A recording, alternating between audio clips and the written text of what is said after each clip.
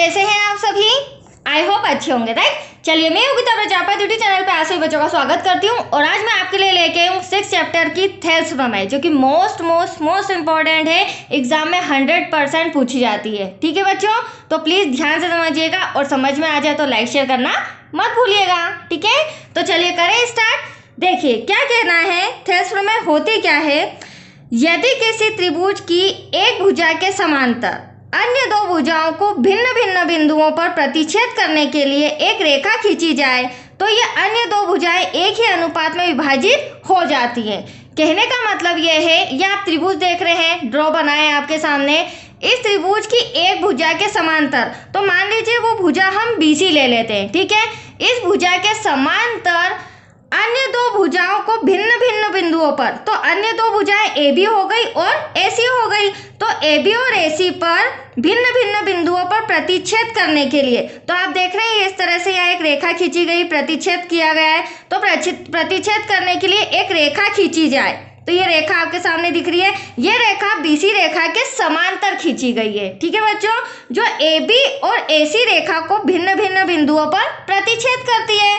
अब क्वेश्चन क्या है, तो ये अन्य दो भुजाएं एक ही अनुपात में विभाजित हो जाती है। अब ये जो दो भुजाएं आप देख रहे हैं AB और AC, ये दो भुजाएं आपस में क्या हो रही है, विभाजित हो रही है एक ही अनुपात में। कैसे, देखिए जो AD अपॉन में DB है वो किसके बराबर होना चाहिए, AE अपॉन में EC के। यही थेल्स प्रमेय है। ठीक है बच्चों, यहाँ पर और मैं बता देती हूँ, जो AD है डिवाइड में DB, वो आपका बराबर होना चाहिए AE अपॉन में EC के। यही हमें सिद्ध करना है। That's clear.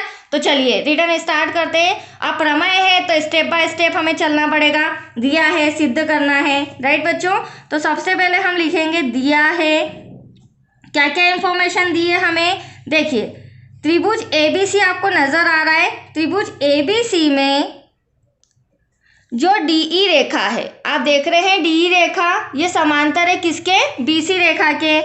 तो DE समांतर है, समांतर का ये साइन होता है, चिन्ह होता है, वो है BC रेखा के। ठीक है, तथा DE रेखा भुजाओं,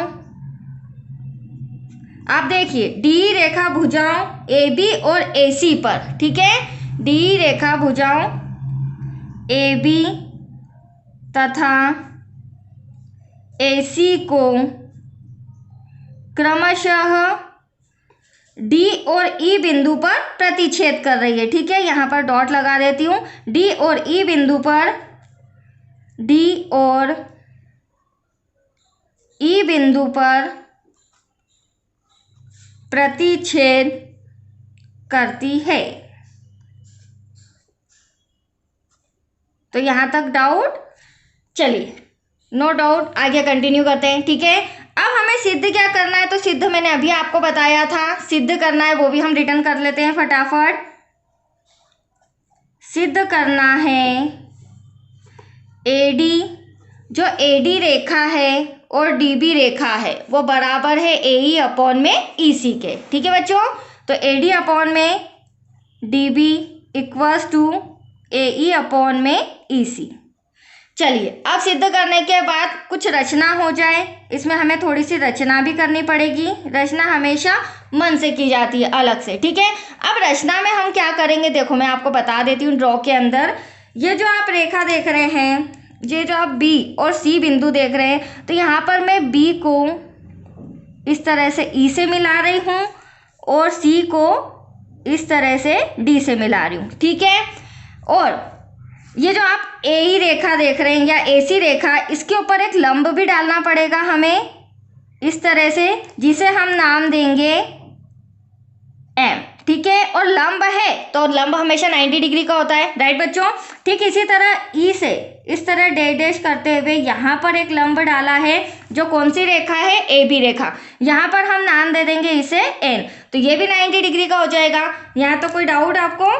चलिए अब रचना में क्या लिखेंगे, सबसे पहले तो BE और CD को मिलाया। ठीक है, और DM जो है आप देख रहे हैं, DM लंब है, लंब का क्या साइन होता है, इस तरह का लंब का साइन होता है। DM लंब है AC पर और EN लंब है AB रेखा पर। ठीक है, यहाँ से यहाँ तक अदर कोई लंब नहीं है दोनों भुजाओं पर, ये लंब अभी हमने रचना के थ्रू डाला है। ठीक है, तो यहाँ पर हम लिख लेते हैं फटाफट, BE तथा CD को मिलाया, कोमा DM लंब है AC पर। ठीक है बच्चों, और EN लंब है AB पर। तो इस तरह से हमने दोनों लंब खींचा। Any doubt? चलिए, रचना भी हो चुकी है, अब बारी आती है उपपत्ति की। ठीक है, तो उपपत्ति यहाँ पर हम स्टार्ट करते हैं। देखिए, अब प्रमेय सिद्ध करना स्टार्ट होगा। अब उपपत्ति के लिए हम क्या करेंगे, सबसे पहले देखिए ड्रॉ रिटर्न किया हुआ है मैंने। अब हमें क्या सिद्ध करना है बच्चों, AD अपॉन में DE और AE अपॉन में EC। तो हम पहले सबसे पहले ADE ये वाला त्रिभुज लेंगे। ठीक है, आप देख रहे हैं ड्रॉ के अंदर, और दूसरा त्रिभुज लेंगे हम DBE ये नीचे वाला। ठीक है, क्योंकि हमें ये वाली साइड पहले सिद्ध करनी है और फिर सेकेंड कंडीशन में ये वाली साइड हमें बराबर बतानी है। तो चलिए हम ले लेते हैं त्रिभुज, फिर से देख लीजिए ADE, त्रिभुज ADE तथा त्रिभुज DBE, इसे आप BDE कुछ भी लिख सकते हैं। ठीक है, फिलहाल मैं लिख रही हूं DBE में। अब देखिए त्रिभुज की बात हो रही है, तो यहाँ पर हमें क्या करना पड़ेगा, क्षेत्रफल लगाना पड़ेगा, क्योंकि तभी हम प्रूफ कर पाएंगे। और त्रिभुज का क्षेत्रफल क्या होता है, ये तो हमने छोटी क्लासेस से सीखा है। ये होता है बच्चों 1/2 इंटू आधार इंटू ऊंचाई। अब देखो, अगर मैं त्रिभुज ADE की बात करूं, ठीक है, अगर इस त्रिभुज को मैं इस अकॉर्डिंग रिटर्न कर लेती हूं, अगर ये त्रिभुज इस तरह से स्ट्रेट होता तो ये बेस क्या हो जाता, उसका आधार हो जाता। ठीक है, तो अगर इसी त्रिभुज को मैं इस तरह से घुमा देती हूँ तो ये जो AD है वो क्या हो जाएगा, इसका आधार हो जाएगा। और इसके ऊपर एक लंब खींचा गया, लंब को हम ऊंचाई भी बोलते हैं। That's clear. तो EN क्या हो जाएगा, लंब हो जाएगा। ठीक वैसे ही इस त्रिभुज के लिए भी DB क्या हो जाएगा, आपका आधार हो जाएगा। और इसी रेखा को आगे बढ़ाते हुए ये क्या हो जाएगा, लंब। मैंने स्टार्टिंग में ही बोला था, ये जो AB रेखा है इसके ऊपर एक ही लंब है, वो AD के लिए भी यूज होगा, वो DB के लिए भी यूज होगा। देखिए कैसे। अब यहाँ पर मैं लिख लेती हूँ पहले तो, त्रिभुज ADE का क्षेत्रफल डिवाइड में त्रिभुज DBE का क्षेत्रफल 1/2 इंटू आधार क्या हो जाएगा बच्चों, AD, और नीचे वाले त्रिभुज की बात करूं तो इसके आधार क्या हो जाएगा, DB। और अगर फिर भी आपको कंफ्यूजन हो तो जो हमें फर्स्ट टर्म सिद्ध करनी है AD अपॉन में DB, आप ये भी लिख सकते हैं, राइट। तो यहाँ पर क्या हो जाएगा AD, ठीक वैसे ही 1/2 इंटू DB, ये दोनों का क्या है, आधार। अब हमें ऊंचाई चाहिए, तो ऊंचाई मैंने आपको एक ही, इसी रेखा के ऊपर एक ही ऊंचाई है EN, जो त्रिभुज ADE के लिए भी है और त्रिभुज DBE के लिए भी है। तो यहाँ पर दोनों की ऊंचाई क्या हो जाएगी, EN अपॉन में EN। Any doubt?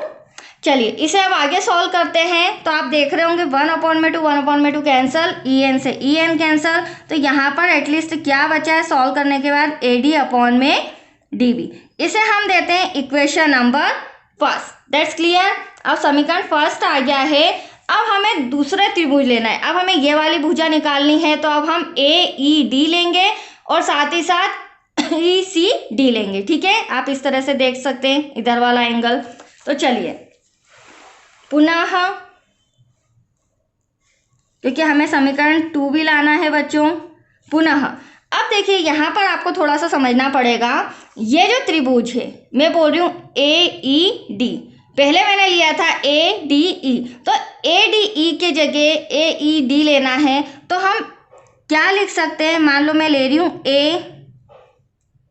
AED, इसके प्लेस पर मैं क्या लिख सकती हूँ, ADE लिख सकती हूँ। क्यों लिख सकती हूँ ये आपको आगे क्लियर समझ में आ जाएगा। सॉरी, यहाँ पर लिख देती हूँ त्रिभुज ADE, ये दोनों आपस में बराबर हैं, आप खुद ड्रॉ में देख सकते हैं। तो AED की जगह मैं लिख सकती हूँ ADE। तो ADE का क्षेत्रफल त्रिभुज इक्वल्स टू डिवाइड में अब हम लेंगे सेकंड नंबर का त्रिभुज। तो वो आप देख रहे हैं ये हमारा आधार, ये जो समांतर रेखा खींची गई है, तो ई सी और डी, डी ई सी भी लिख सकते हैं एज यू विश। मैं यहाँ पर लिख रही हूँ ई सी डी, सेकंड नंबर का त्रिभुज। तो त्रिभुज ई सी डी का क्षेत्रफल। अब देखो यहाँ पर भी वही बात हो जाएगी, 1/2 डिवाइड में 1/2 मल्टीप्लाई बाय मल्टीप्लाई। अब यहाँ पर आधार क्या लोगे, अगर आपको कंफ्यूजन हो तो आप AE में EC भी लिख सकते हैं, राइट। और अगर आपको समझ में आ रहा हो तो वेरी सिंपल, आप देख सकते हैं AED में अगर इस त्रिभुज को भी मैं टर्न लेऊँ तो ये क्या हो जाएगा, आधार हो जाएगा, मतलब कि AE आधार हो जाएगा।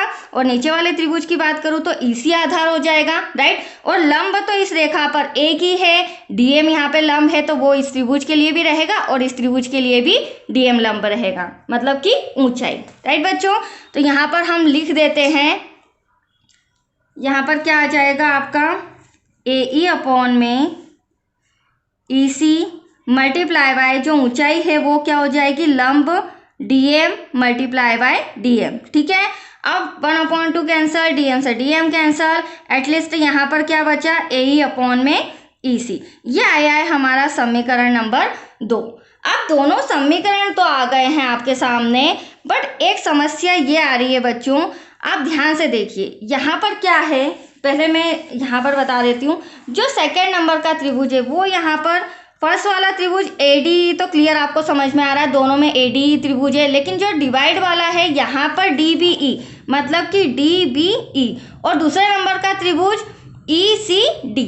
तो देखो यहाँ पर हमें थोड़ा सा समझना पड़ेगा। 9th क्लास में हमने पढ़ा है, क्या पढ़ा है कि मान लो ये आधार है, ये जो रेखा है, इस रेखा पर जब इस तरह से दो त्रिभुज बनाए जाते हैं तो ये दो त्रिभुज आपस में क्या होते हैं, बराबर होते हैं। क्या होते हैं बच्चों, बराबर, ठीक है। तो ये जब दोनों त्रिभुज आपस में बराबर है तो इनका क्षेत्रफल भी बराबर होगा, और क्षेत्रफल बराबर है मतलब कि ये दोनों त्रिभुज बराबर है, दैट्स क्लियर। और दोनों त्रिभुज बराबर है तो हम ECD के प्लेस पर DBE का क्षेत्रफल भी लिख सकते हैं। कहने का मतलब यह है, जो त्रिभुज